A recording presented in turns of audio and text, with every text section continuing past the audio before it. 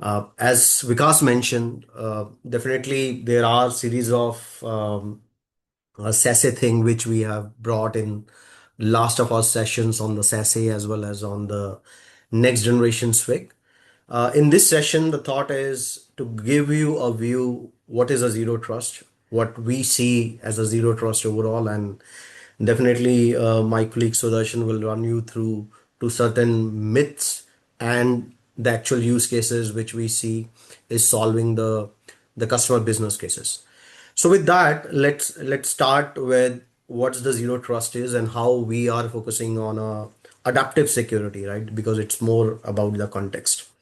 So in this, we'll quickly cover some zero trust overview, the historical view of where the zero trust started. We will deep dive into some specific use cases, and then at the last, as Vikas mentioned, we will also have a Q&A as well as a Kahoot quiz at the end.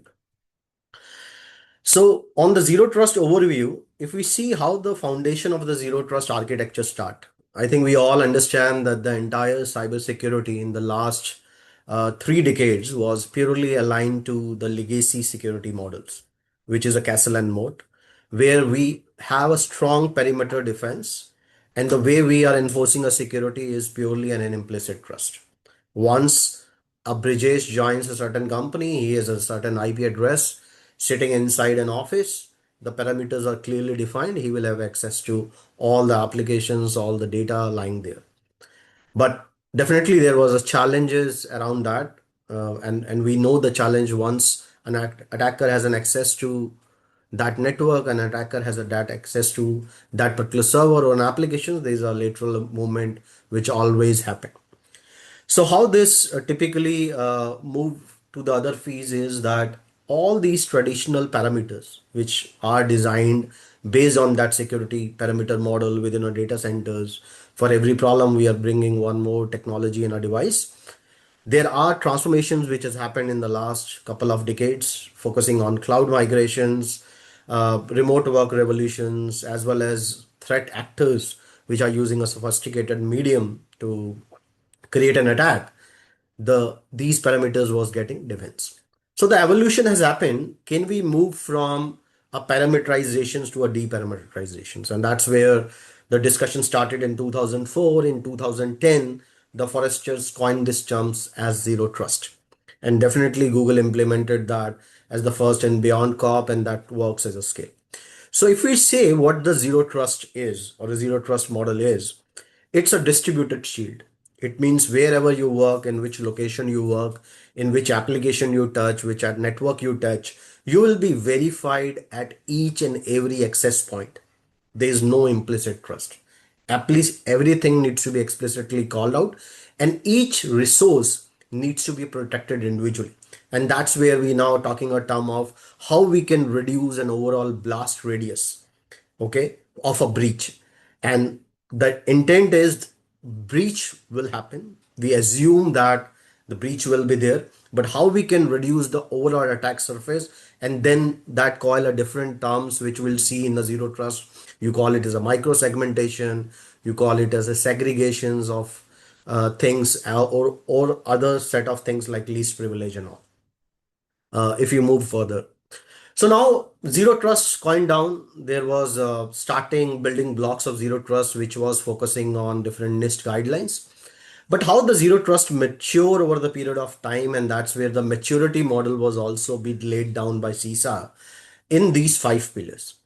And why we emphasize on these 5 pillars as the building blocks, because most of the security product that you will see down the line or that you're seeing needs to be evaluated on these 5 pillars, that how well they're adopting zero trust as a security principle, as a security model before the product will be delivered with certain features and functionality.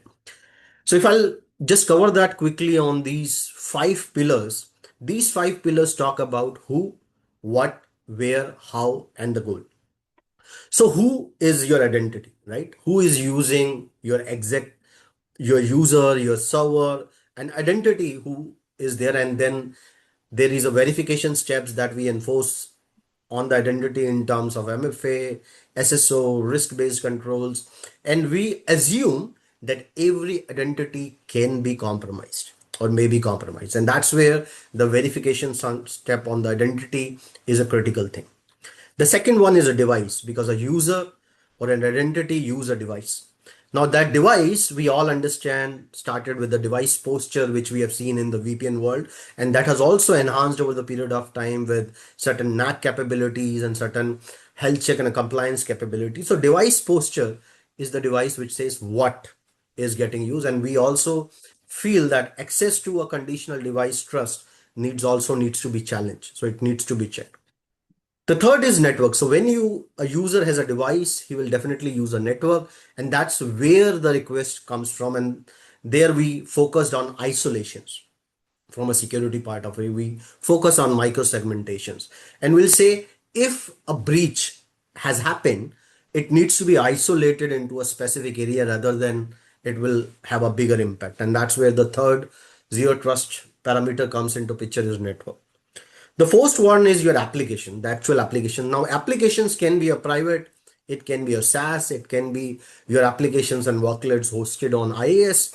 It consumes all the applications access that you grant, also needs to have a zero trust frame. And Sudarshan will cover how Netskope and the technologies are focusing that in a different directions, not only on understanding apps, but more granular into it.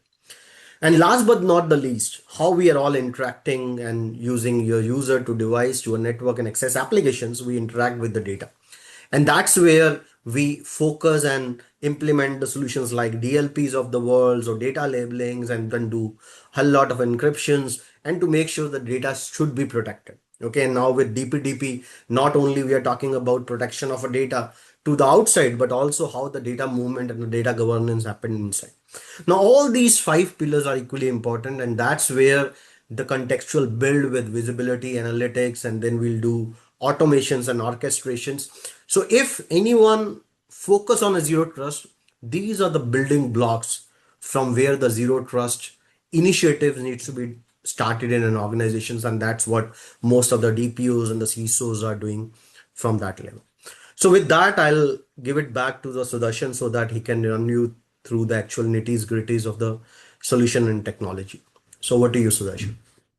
Thanks, Brijesh. Good morning and warm welcome to all. Thanks for taking your time out of your busy schedule for this session. Firstly, Brijesh has laid down the foundation for zero trust and what are the pillars to start embarking on this journey of zero trust. So before we do that, like to start with, there are some from the field for zero trust. We have been talking about it for the last decade or so, and there have been certain myths in terms of like how the organization start their journey on the zero trust.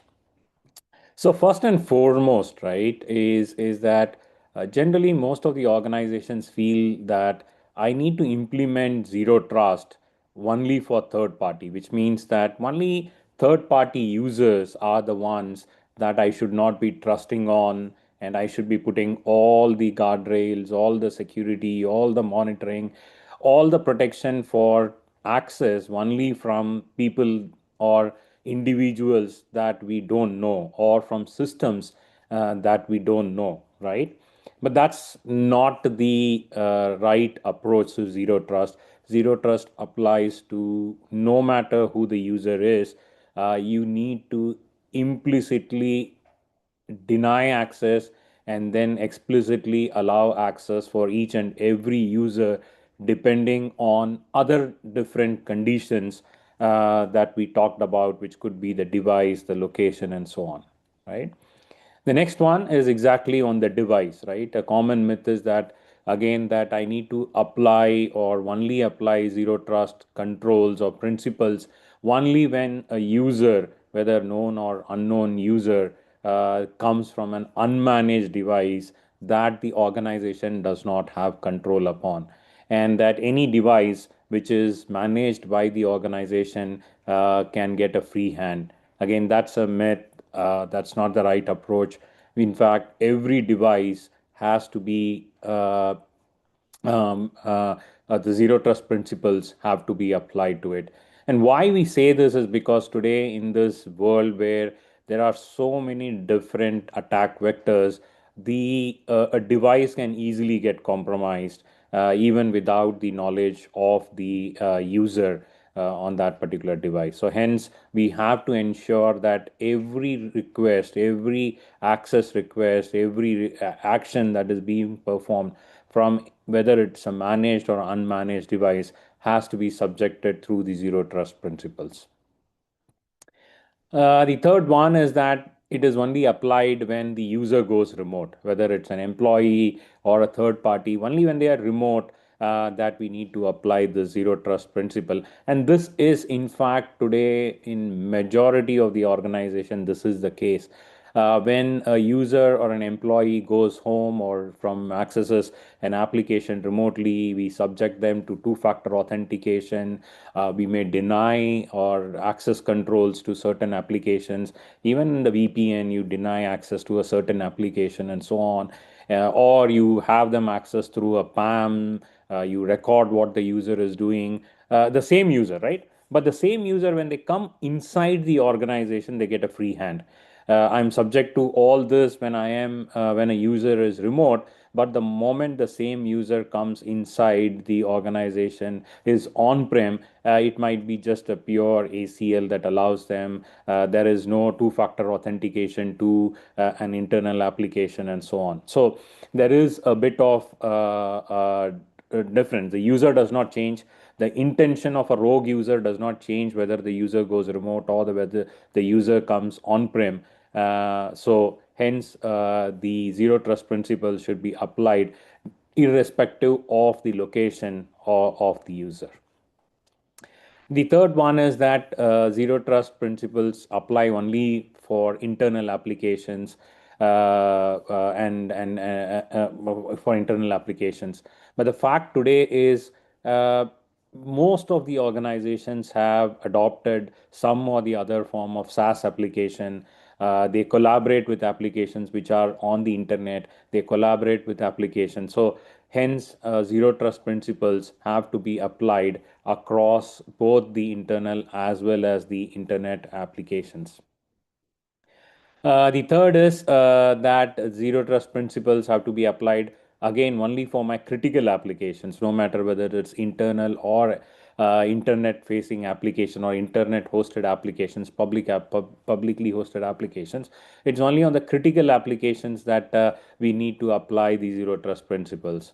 In fact, it doesn't matter on the application. It's actually the data that is residing in that applications, and we need to consider the activity that is being performed. That is even more critical, on what activity the user is performing, based on which we need to apply the zero trust principles and take the appropriate actions. So with that out, we what we wanted to do in this is kind of cover more practical use cases that we have seen do when we visit customers across different industries globally as well, and bring that practical use cases to you and kind of address some of the low hanging fruits for those who are already embarked on this journey, or those who are embarking on this journey or midway in this journey. So how can you address this low hanging use cases? And there will be a little bit of how Netscope can actually help you address these use cases. So with that, right, when we at the end, what are we talking about, right? Every day that we actually do our work, the user is trying to access a service on an internal or an internet applications. Everything that is in the middle, the way that they connect, how they connect, all that is actually what we call in today's world a plumbing, that is actually serving the purpose of a user trying to access a particular application service, which could be internal, which could be publicly hosted, which could be a SaaS service, and so on. When we talk about this, there are different use cases, and I kind of put across some of the pillars here, right? Like, what is it? It could be a employee or someone who's contract on a contract basis in our organization, who could be accessing in from an app, this application from a managed device that we have full control on. That means right from the disk encryption, right from the hardening on that particular operating system, to the end softwares, endpoint softwares that we have, all that is controlled by the organization, and they could take appropriate actions. The user could be on-prem and could be accessing an internal or an internet application. Okay, why do we focus on the location, right? We talked about the user. Obviously, we need to know who the user is, the identity of the user, which particular organization, project they belong to, any additional attributes of the user, so that we can take an appropriate action. Device, we talked about it because we need to understand what device they are coming in from, what is the posture of the device.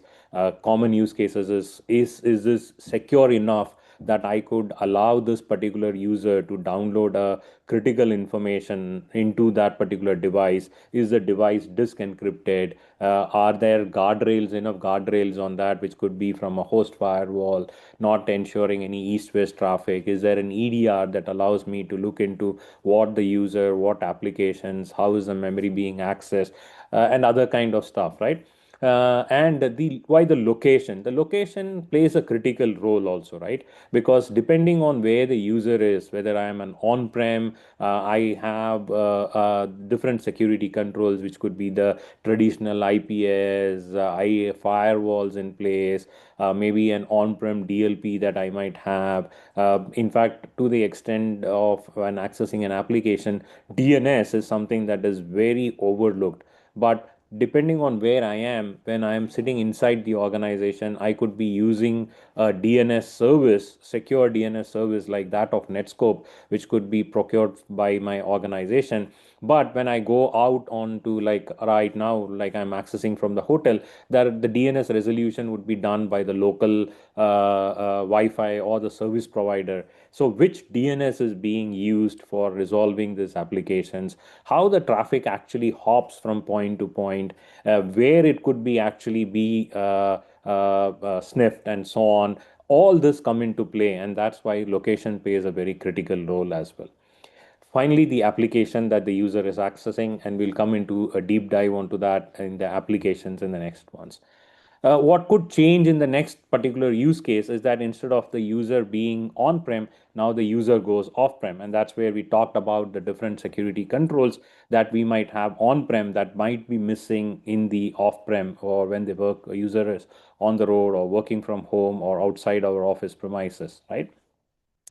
The third is, instead of, and this is again a very common use case, right? I think if we poll right now saying that how many of us actually use our office emails or office applications on our personal devices, I think all of us will put our hands up and say that yes, we do that, right? So it's so prevalent that today there is use of internal applications or corporate applications, maybe subject depending on organization to organization, but we do use our managed device, which is not under the control of the organization, right?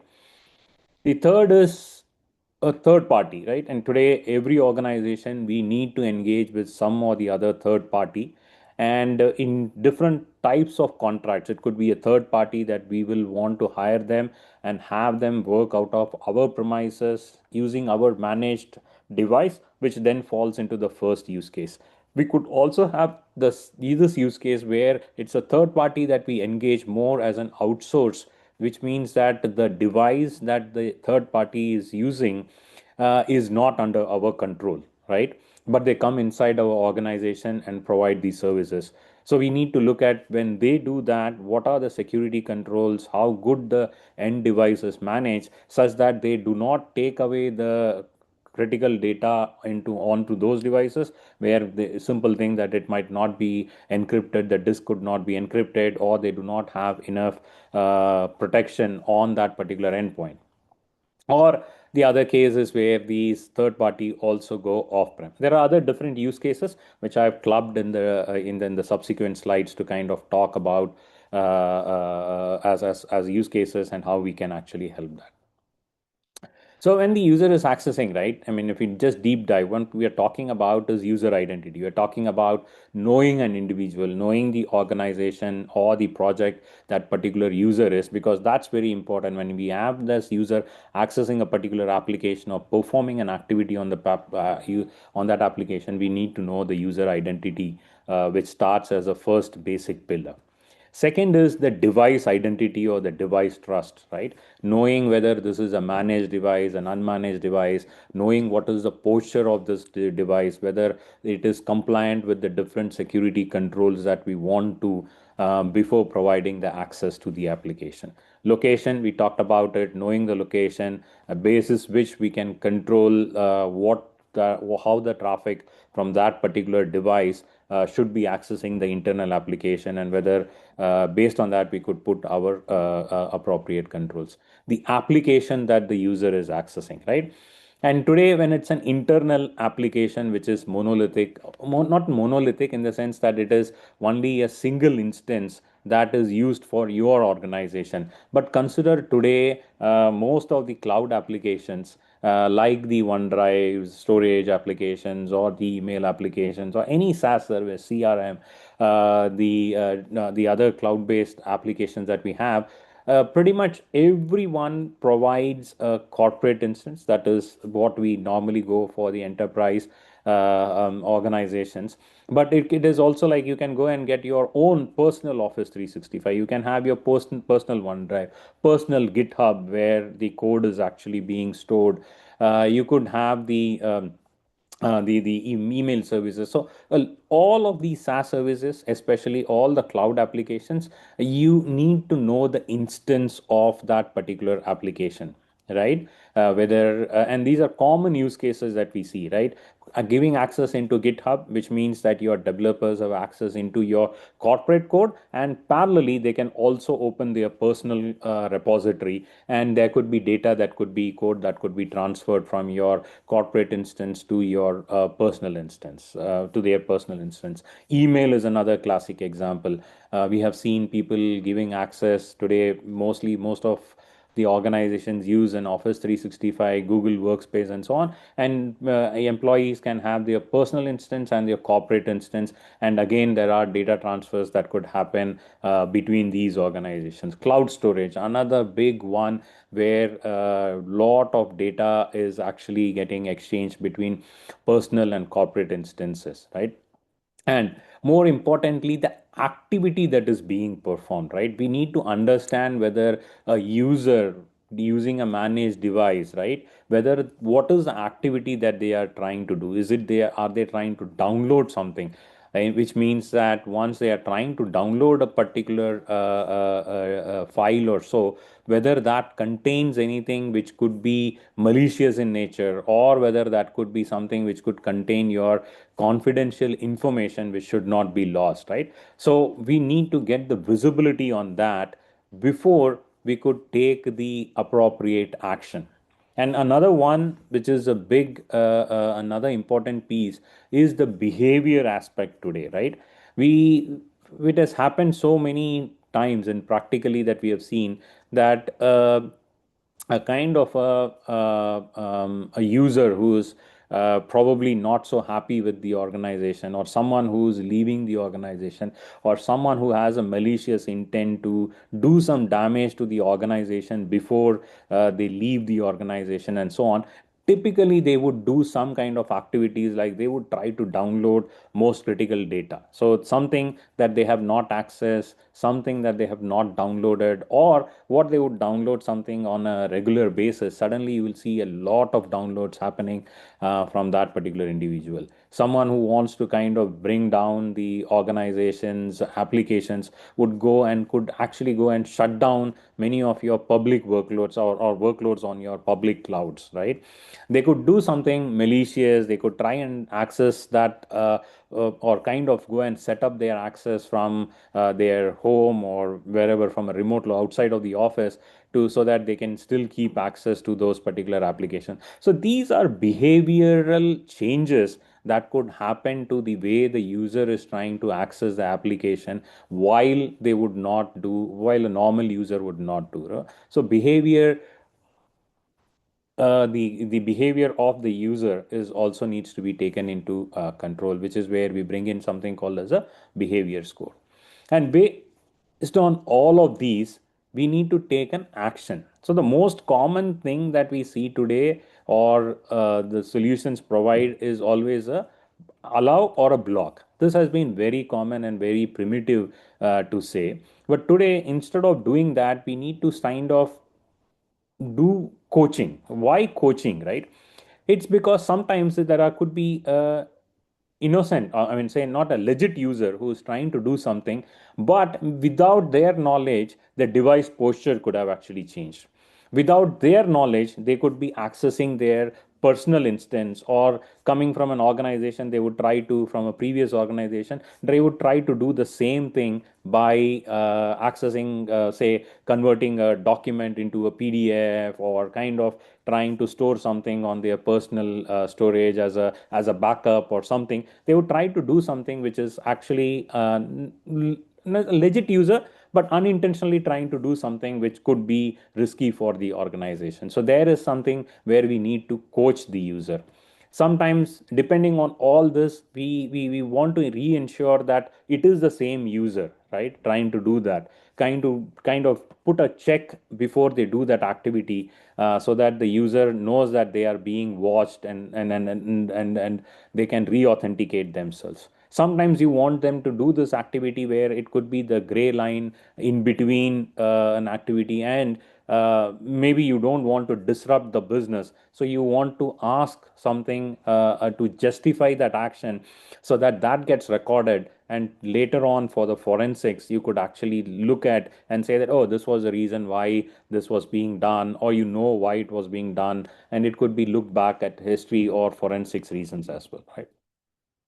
Or you would want to do something where, when you feel something that the entire action is being done, you could switch to something which is called as the isolation technology, or in very common we call it as the remote browser isolation technology, where you do not want your end user's machine, that is your organization's machine, to be the one that should be talking to that application, but you kind of isolate that, and you have your a virtual browser which is not running on that particular end user's machine, but a browser running in our data center that could be taking to talking to that application.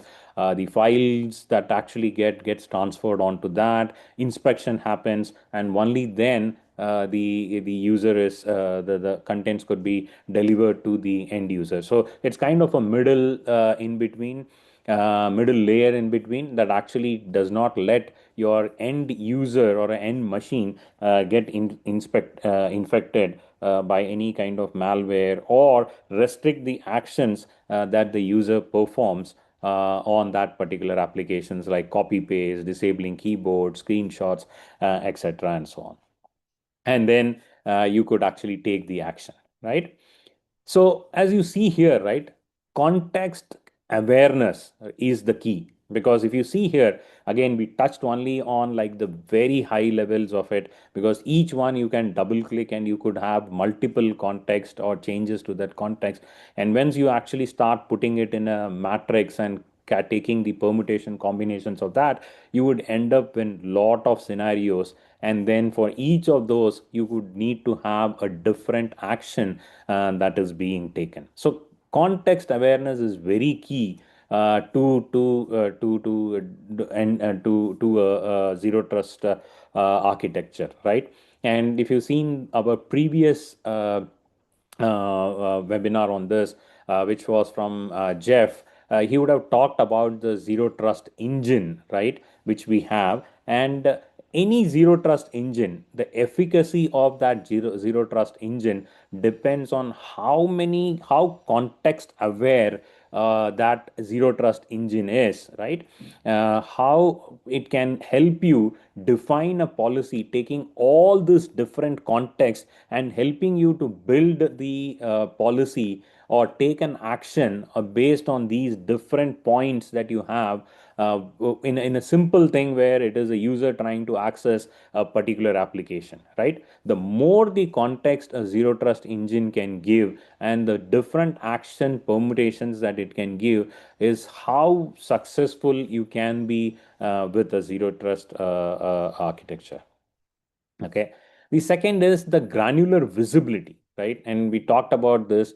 Say, for example, it's not just the instance. So it's knowing about what is the instance of a given cloud application, what is the activity that the user is doing. Netscope has something like 100 plus different activities. Something for if you take a web application, it's from create, share, modify, comment, delete, right? In a workload, it could be shut down, terminate, create an application, IAM activities. There are so many activities that are performed today on the cloud applications. So the visibility of each and every action and ability to perform action on each of those critical active or a granular activity is again very key success to the zero trust. Again, ability to look at the data, right, from both ways, right? Ensuring that there is no threat, that is any malicious content that gets downloaded onto your endpoints. At the same time, nothing comes malicious into your applications or getting uploaded into your application is of significance. And on the data, the criticality of the or data loss of critical data is very key, right? Ability of the solution to identify what is the data that is being downloaded or uploaded into the organization, being shared, being modified, deleted, created on the application. The ability to know what is the data and whether it is one of your critical data that comes into your, especially with DPDP now coming into play as well, ability to identify that and take an action basis the data is very important, right? And finally, adaptability, right? Today, ability of the solution to dynamically adapt it, right? Given the same scenario, everything remains the same, but suddenly the user goes from on-prem to off-prem. It's the same user, same device, same action being performed on the same application, but the only one thing that changes is the user goes on-prem to off-prem, or in an on-prem, instead of connecting to the corporate Wi-Fi, they connect to their hotspot. This change should be able to be the solution should have the ability to identify this and then adapt it and change the action to given access.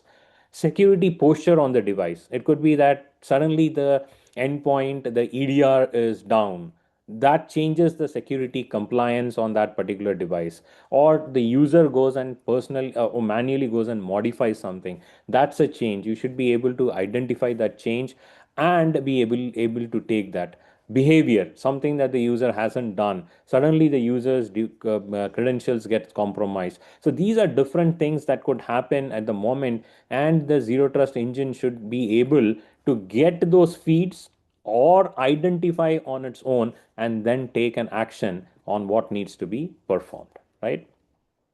So now let's delve into the use cases. Very common use cases, the most common 99% of the time, this is what you will always see. Your employees manage device on-prem and off-prem trying to access your cloud applications, right? When they do that, when we have the Netscope solution, which is our Netscope client that is deployed, installed on those endpoints, we get to know the device posture, the device, the user, whether the user's location. All this is captured by the Netscope client. And when they want to access an internal application, and again, this was talked about in our previous session as well, how the Netscope client connects to the closest data center of Netscope. And today in India, we have 8 data centers in the country.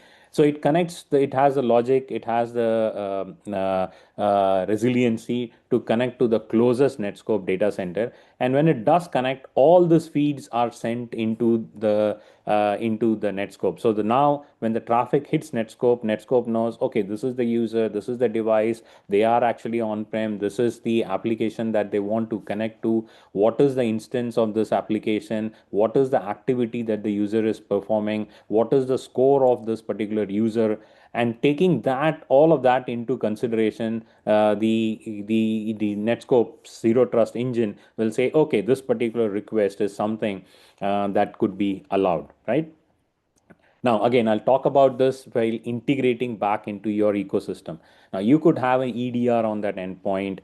We could actually have Netscope integrate with that particular EDR solution and take feeds from EDR. Even though we do look at the post security posture of that particular endpoint, we could have additional feeds from there. You could have something which is a different identity provider. We could actually take feeds from that identity provider. So we could integrate with the different risk engine, threat feeds, and so on, and can kind of enrich this particular decision of taking the action for this particular request. Now, not only we do take the request when the user to the application traffic is sent, but the response traffic that is coming back from that application, we will have complete visibility on the data. And as an example, we could look to ensure that there is no PII data that is being downloaded by this particular user that the user should not have access to, right? So that's where the DLP policies will come in. And before even the DLP policy would hit,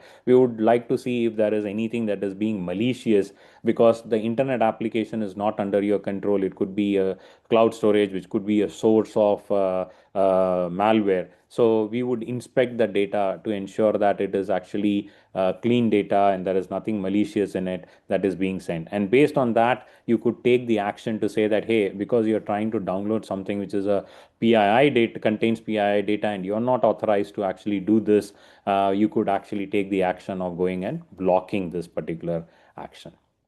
When the user just goes from on-prem to off-prem, on-prem, again, we could do this of coaching this user, ensure saying that, hey, you're trying to do something on something that is not sanctioned. You could use our sanctioned OneDrive application for doing this. You could actually request them to go and give a justification and saying, hey, what you're trying to do contains this. Please provide a justification for why you're trying to download this data. And you could let them know that their manager or the infosec team will be notified.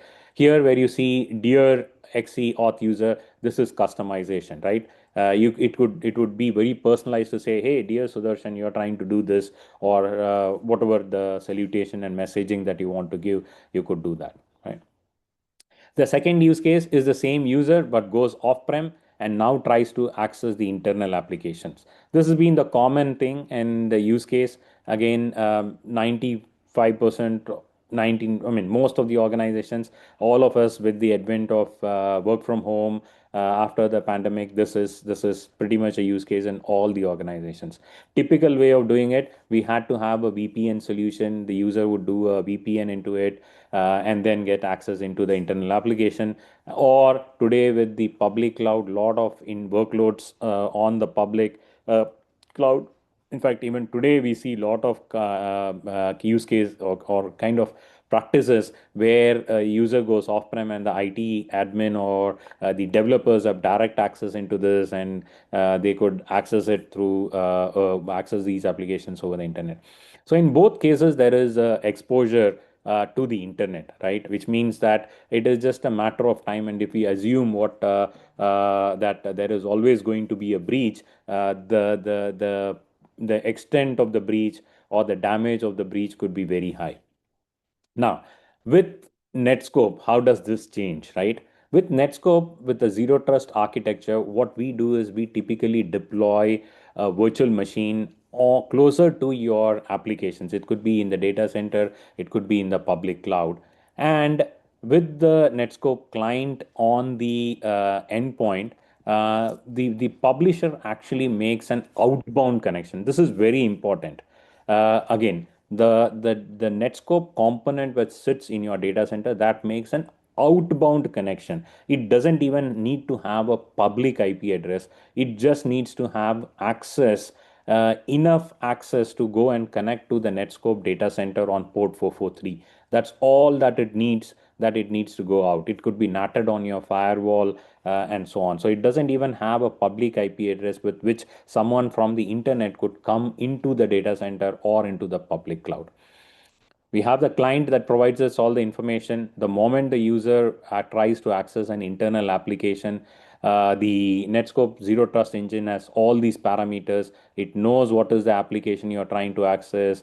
If that is allowed, the action will be allowed through the Netscope Zero Trust engine, through this publisher, which has made this tunnel with Netscope, and then the user would get access to the application. Again, on the response, we would be able to see the data, apply the DLP controls, apply threat protection policies, and then take an action basis the data that is in that particular response. Now, you see this, right? Doesn't matter where the user is. The user could use the device, no change in the experience and so on, whether for the internet or for the internal applications. And with the zero trust architecture, we reduce the exposure to the internet to a great extent. There is no public think of it, there is no way that without Netscope there is no way for them to access this particular internal application. So you greatly reduce the attack surface as compared to the previous use case or the legacy models. Use case three, the employee now coming in on-prem and trying to access the internal app. This is the myth that we were talking about, right? It's the same user, but the user is off-prem. I want to put all the zero trust controls, but the user is on-prem. We completely trust, and it's just the firewall ACL that we have in place. No, we need to have the zero trust principles here. And how Netscope could do it, right? This was for the user when they were remote. Now, when the user comes on prem, what we do is whatever was the zero trust engine that was on the cloud, we extend that and bring that inside the organization or inside your environment, which is your data center. And now the same client makes the connection instead to the to our data center. It makes to one of our components that is actually deployed inside your environment. And again, everything goes the same request comes in, it's able to have the visibility of the user device and so on, and then take the appropriate actions. Okay. The fourth use case, I kind of combined both this, right? This is again something that we see very common, which is a third party who is on-prem or off-prem, but using an unmanaged device, trying to having access to our internal apps. This is something where you could have outsourced it to your call center or to an SCRM solution or your IT support or things like that, right? Or it could be the other use case, which we are seeing mostly in the ITS industries, where we have to have our employee go on site and be at the customer location, whether within India or abroad. But they have to access our internal applications like HRMS, payrolls, Workday, other applications that we have, which could be internal or even a SaaS application for that matter, right? That they try to access. Out here. The only challenge is the device is not within our control, and they have to use the customer provided laptop, or the third party contractor brings in their own laptop. The difficulty here or the challenge here is that we cannot install the Netscope client, which we earlier were able to install. So when we cannot employ the in Netscope client, we have a solution which is called as the clientless access. That is using any industry standard browser that we any industry standard browser, and through that we provide them a URL for that particular specific internal application, or we could provide something which is like a application portal or a app portal, which I'll show you a screenshot of it in the next slide. So the user hits that through any normal browser. It could be on the laptop, it could be on their personal device, mobile device, whatever. They hit that. We would want to know, because earlier when we had the client, we had the user identity. Now we don't have the user identity. So we challenge the user by challenging them to authenticate to any of your XAML IDP. We get the user identity. Now we know what application, what activity the user is performing, and then we could do the same thing that we did with the client. Key things here we will miss is that yes, we get the source IP, so we know who the location of that user, and this is typically off for mostly for remote users. What we miss here is the device posture, that we will not be able to do. Okay. The next is where this is the portal access that I was talking about. You could publish the applications when there are more than few applications. It's difficult. So you could have something which is like a portal, whatever the name that you want to in your environment, right? So you could say partnerportal.customer.com or whatever is your domain that you own. You could create a CNAME to the URL that we would provide, and then they hit that, they get authenticated. Only those applications that are allowed for that particular user or a group of user, only those applications get published. We also support non-web applications like SSH and RDP over HTTPS, so those could also be actually accessed over the browser. The next one is where we have the option to actually install not a Netscope client per se. It's a slightly lightweight, it's a Netscope enterprise browser or the secure browser that we call. If that could be installed, it's on a Chromium, and I have a screenshot of that as well.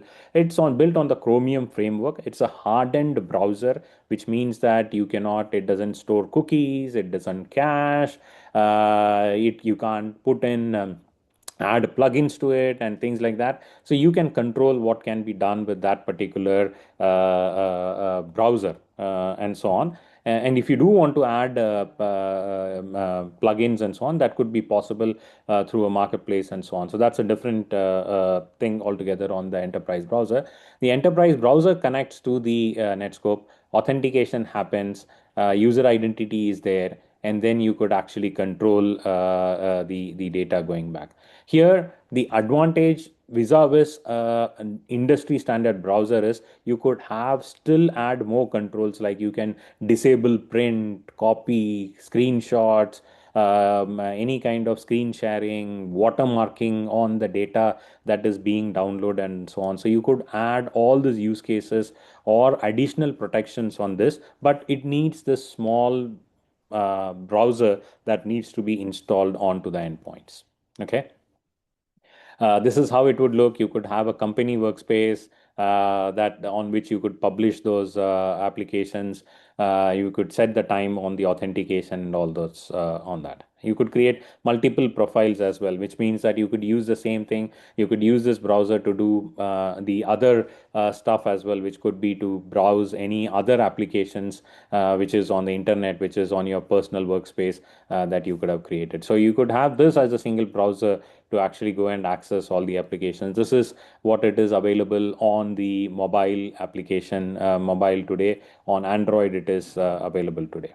Hey, So Sudarshan, I'm so sorry to interrupt. We are running out of time. It's already 11:50, so you maybe have 1 minute. That's about sure, it. exactly. I'm just completing it. So zero trust is a journey. It's something that is not something that you achieve by deploying one solution, including Netscope. It's not just that you deploy Netscope and you're all done. It's a journey. It is a principle. It's very specific to an organization. There is not one cookie across or the one model or that could be applied across all. And at the end, it is about integrating into your ecosystem. I talked about the use cases of EDR, threat feeds, and so on, where you need to integrate with the different ecosystem in your environment to make it strong. And next, I would like to hand it over um, um, to Nagesh, CISO with group CISO with TVS Group, and have a few words from him on how that TVS Group he had started the zero trust journey and how they had actually went ahead with it. So over to you, Nagesh. Yeah, thank you, Sudarshan. First of all, good morning, everyone, and thank you, Vikas, for the opportunity to speak in this forum. First of all, wish you a happy new year to everyone. So I'm just plus to share our journey on why we choose Netscope as our technology partner, right? So the way users access to the internet and enterprise applications has fundamentally changed after Corona, right? Everyone knows that, right? Now that work life is different. Work is no longer tied to a fixed location or application. Uh, fixed location, right? Then applications are increased cloud-based, and the data moves far beyond traditional network boundaries. So in that context, legacy on-prem security stacks and VPN-centric access models to become bottlenecks, right? That's why we need one technology partners becomes relevant to secure and productivity standpoint. That's why we choose with Netskope to enable a modern access to the internet and the security model that aligns how the business actually operates today, right? So the main thing is the internet traffic, right? So the internet traffic is fact coded through on-prem proxies and firewalls in earlier scenarios. Uh, in the today world, it's introduced latency, blind spot, and operational complexity, right?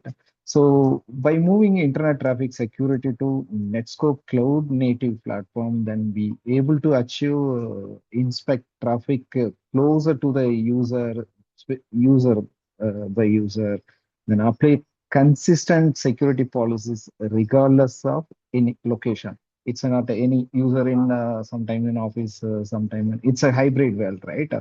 Then eliminate dependency on the centralized on-prem infrastructure. That is the main reason for the modern web proxy. Then usually the traditional VPN, that is earlier we need to install the client and need to use username to log in, right? Then now it is completely zero trust. That's why Netscope introduced in our infra to secure provide the secure access to our private applications. It is the mainly it's a access is specific to application based, not a network based access. We can give the permission to the specific application, to the specific user, to the specific destination port, wherever they are, right? They can access from anywhere in the zero trust based connectivity, right? So then we can continuously validate it based on the device identity, device posture, and context. That is the main advantage of zero trust. So even the Sudarshan also explained, right? So they have a clientless access and the enterprise use browser model that we are very much used for our external partners who are required to access our application securely, right? That is one of the best feature we are adopting in the Netscope. Some of the key benefits we realized from the Netscope product. So mainly the first one is the high tightened security through context-based zero trust policy. Then second one is strong data protection. Anyway, Netscope allowed their inbuilt DLP for consistently access web, cloud, private applications. So it's mainly we gained better control over the sensitive data, whether it is being uploaded or downloaded or shared with any external parties, right? So it is mainly without blocking business workflows, we can just monitor, right? The third one is granular visibility. That is mainly important, right? So the user, what they are accessing, uh, what are the cloud applications usage wise, we can get the visibility. SADA IT, mainly for user wise, specific, the complete usage report. Then what are the blocked applications they are reaching? How many data they are downloading or uploading? More visibility on the usage. The final fourth key benefit is increased productivity. That is usually is required for any organization, right? Anyway, user need experience as a faster access, seamless connectivity, especially they are accessing to SaaS because it's a modern world. All the applications used from the SaaS platform, right? That is also achieved through Netscope. So, uh, so why we choose Netscope was not just a technology reference. It was a strategy shift It's enabled to modernize the internet security, replace legacy VPNs with zero trust access, strengthen our data protection, and improve user experience at the same time. Yeah. Thank you.